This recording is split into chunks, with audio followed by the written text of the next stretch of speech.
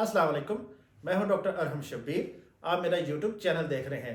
आज की वीडियो में हम डिस्कस करेंगे वेट लॉस की एक मेडिसिन टर्ज़ेपेटाइड के बारे में।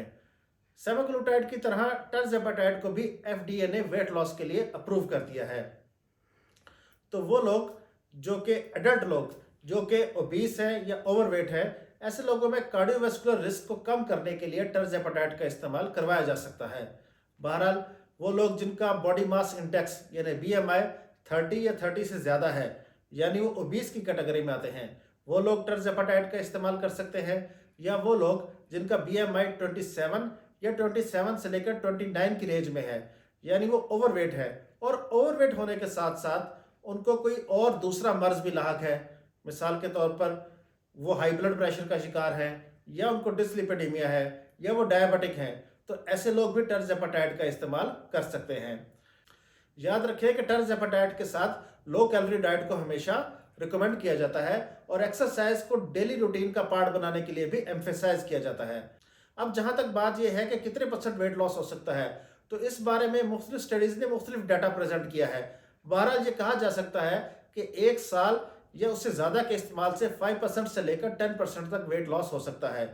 और अगर टर्ज़ेपेटाइड को लो कैलोरी डाइट और एक्सरसाइज के साथ इस्तेमाल किया जाए तो बेहतर रिजल्ट आ सकते हैं। ज़्यादा हाई डोज पर यूज़ करने से कुछ स्टडीज़ के मुताबिक 15% से लेकर 20% तक वेट लॉस भी हो सकता है। बहरहाल ये पर्सन टू पर्सन वेरी करता है और मुख्तलिफ डॉक्टर्स की एक्सपीरियंसेस इस बारे में मुख्तलिफ हैं। अब बात कर लेते हैं कुछ डोज की। तो मेंटेनेंस डोज तो 5 मिलीग्राम से स्टार्ट होती है।